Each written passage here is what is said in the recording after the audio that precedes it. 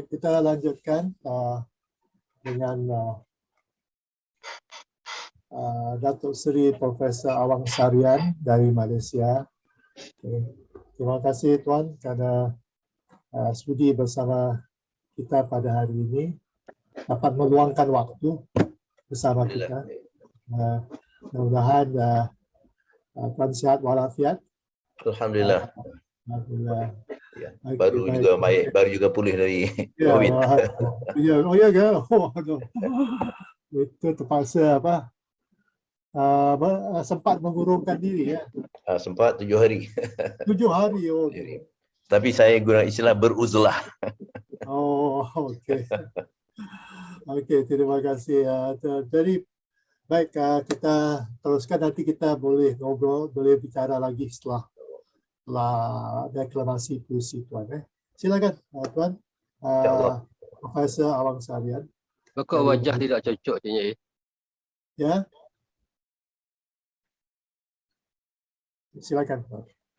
Baik, insya-Allah. Jadi terima kasih. Assalamualaikum warahmatullahi wabarakatuh. Waalaikumsalam. Saya ucapkan salam Ramadan pada Tuan Haji Yahya dan semua sahabat dari Singapura, Indonesia, Malaysia, Brunei dan mungkin dari negara yang lain. InsyaAllah saya menyampaikan 2 buah sajak jika diizinkan, 2 buah puisi. Pertama Gurindam dan yang kedua insyaAllah nanti sebuah sajak. Gurindam yang saya beri judul Gurindam Perihal Akal. Sebermula dikurniai akal agar pandai mencari bekal.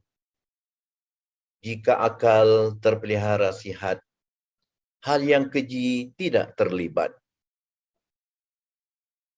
Jika akal dirasuk rasa, perkataan dan tindakan penuh celah. Akal ibarat penapis jua, dapat memilih isi dan hampa. Akal dituntun, ilmu terpuji. Yang sah dan batil tetap diketahui. Akal dituntun perasaan tak terkendali. Perilaku terzahir bersifat haiwani. Akal dan budi makna serangkai. Pekerti luhur ibarat gambar berbingkai. Akal tak terpandu tunggangan iblis. Yang halal yang haram disapu habis. Suluhlah akal dengan cahaya iman. Di dunia tentram, di akhirat aman. Puisi saya yang pertama sebagai Gurindam. InsyaAllah yang kedua sajak yang baru saya nukilkan sekitar 2 hari yang lalu dan alhamdulillah telah pun dilagukan oleh sahabat kita di Singapura, saudara Muhammad Khair Yassin, pengubah dan penyair serta penyanyi lagu puisi, iaitu sajak yang berjudul Air Mata Harapan. Bersempena dengan bulan Ramadan yang banyak juga kita isi dengan tadarus, dengan baca Al-Quran Karim. Air mata harapan. Mengalirlah wahai air mata, atau setidak-tidaknya merembeslah sebagai tanda meresapnya roh kalam suci dalam sanubari yang kubaca dan yang kudengar. Kerana lebih banyak air mata tumpah bahana dunia, duka, kecewa, hampa, ketika tidak tercapai cita. Air mata yang bergenang pada saat menghayati kalam ilahi, mudah-mudahan kelak hadir sebagai saksi syafaat yang cukup berarti. Aduhai, betapa banyaknya daku menanggung rugi. Dini hari 7 April 2022 bersama dengan 5 Ramadan 1443. Demikian semangat kecil saya dalam majlis deklamasi puisi ilahiyah pada petang ini. Terima kasih Cikgu Yahya. Terima kasih Tuan Profesor Awang Sarian. Sekarang ini bertugas di UKM, Universiti Kebangsaan Malaysia, di ATMA. Apa itu Ya, ATMA sebenarnya? Coba boleh ya. terangkan sedikit ATMA tentang itu ATMA. ya Institut Alam dan Tamadun Melayu di Universiti Kebangsaan Malaysia. Jadi ATMA Jiwa. Jadi saya kira sesuai dengan nama institut itu, singkatannya ATMA. Dan pada waktu yang sama saya juga masih menjadi pengerusi lembaga pengelola Dewan Masa Pustaka. Sekarang ini pun saya berada di luar kawasan, di luar Kuala Lumpur, sedang berbengkel untuk melaksanakan pindaan akta DBP yang sedang panas di Malaysia, sedang hangat. Itu usaha untuk mengangkat bahasa Melayu sebagai bahasa ASEAN dan juga bahasa yang di peringkat dunia. Jadi salah satu daripada yang perlu dilakukan ialah pindaan akta Dewan Masa Pustaka supaya dapat Dewan Masa Pustaka bergerak dengan lebih tangkas dan mempunyai sumber kuasa, terutama sumber kuasa penguatkuasaan di penggunaan bahasa di peringkat negara, insyaAllah. Jadi ada sedikit keluhan dari pihak Indonesia yang merasakan mungkin bahasa Indonesia itu lebih baik dijadikan bahasa ASEAN. Jadi bagaimana tanggapan pihak profesor atau pihak Malaysia pula? Atau sebenarnya bagi saya itu yang diperjuangkan itu bahasa Melayu, bukan bahasa Malaysia atau bahasa Indonesia, kan? Jadi mungkin saya lihat itu ada suatu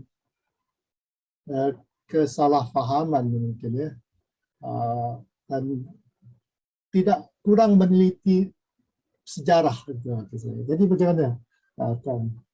Ya, saya dalam konteks ini apabila Perdana Menteri Malaysia menyarankan agar bahasa Melayu diangkat menjadi bahasa rasmi kedua ASEAN, sebetulnya yang digagaskan oleh beliau itu tidak merujuk pada bahasa Melayu di Malaysia semata-mata atau di mana-mana negara. Bahkan beliau melihat bahasa Melayu yang disarankan itu sebagai bahasa supranasional yang merentas batas geopolitik.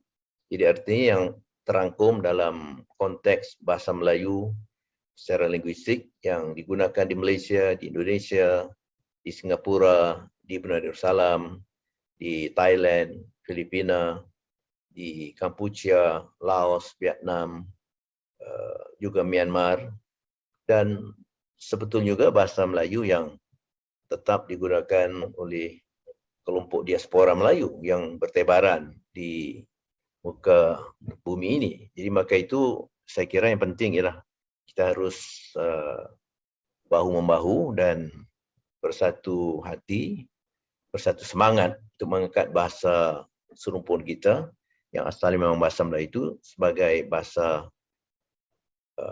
pakatan ASEAN, bahasa serantau kita, kerana jumlah penutur seluruhnya meskipun dengan pelbagai dialek besarnya itu yang dikatakan bahasa Indonesia, juga bahasa Melayu di Malaysia, Brunei, Singapura dan Thailand dan sebagainya itu, saya kira masih tetap satu bahasa yang satu meskipun ada perbedaan dialek, kerana dialek itu juga berada di mana-mana. Di Malaysia ada belasan dialek Melayu, antara Kelantan, misalnya Kedah, itu jauh berbeda daripada Negeri Sembilan dan sebagainya. Jadi kita maksudnya ialah nak mengangkat bahasa bersama kita.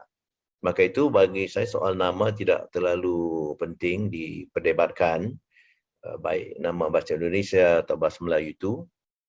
Pernah dalam Majlis Antarabangsa Bahasa Melayu, MABM, bahkan dalam MABIM juga, kita berkompromi menggunakan istilah bahasa Melayu Palang ataupun oblik Indonesia. Artinya itu diterima sebagai satu kompromi supaya tidak dihilangkan mana-mana nama yang mewakili entiti geopolitik yang ada penutur Melayunya. Jadi itu saya kira mungkin satu juga penyelesaian kita menggunakan nama bahasa Melayu Palang Indonesia begitu. Jadi kedua-duanya diangkat. Ya.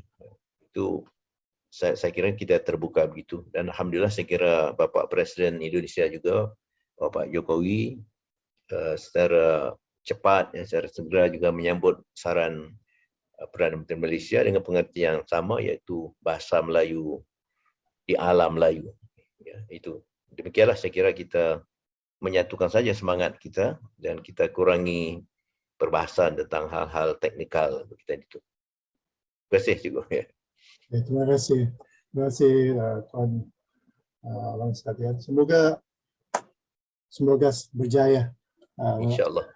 Mentabatkan. Juga kalau boleh saya promosikan sedikit, pada 8 hingga 10 Mei, nanti baru Hari Raya keberapa itu, akan diadakan satu simposium pengantarabangsa bahasa Melayu atas permintaan Perdana Menteri, dan saya juga sedang sibuk dan alhamdulillah sudah dapat menghubungi saya kira 90% lebih, termasuk dari Singapura, dari Indonesia, dari Brunei Darussalam, dari Kampuchia, dari Thailand, Filipina, bahkan juga warga dari wilayah-wilayah lain di Eropah, di Amerika Utara, di Oceania, Asia Timur dan sebagainya, untuk berhimpun di kota Kuala Lumpur bagi sama-sama membincangkan apa caranya kita dapat mengangkat bahasa bersama kita itu di peringkat dunia, dan juga atas mandat diberikan oleh Menteri Pengajian Tinggi Malaysia, ATMA UKM, akan menyelenggarakan sidang meja bulat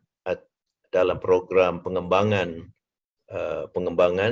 bahasa Melayu di institusi pengajian tinggi atau pendidikan tinggi di negara-negara ASEAN. Jadi insyaAllah dalam bulan Mei nanti sahabat-sahabat yang lain yang saya kira sekarang sempadan negara sudah dibuka, silakan bertandang, kita bersilaturahmi di Kuala Lumpur.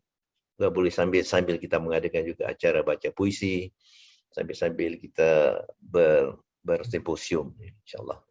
Ya, menarik. Apakah ini untuk dibuka untuk umum atau ya, terbuka. Terbuka.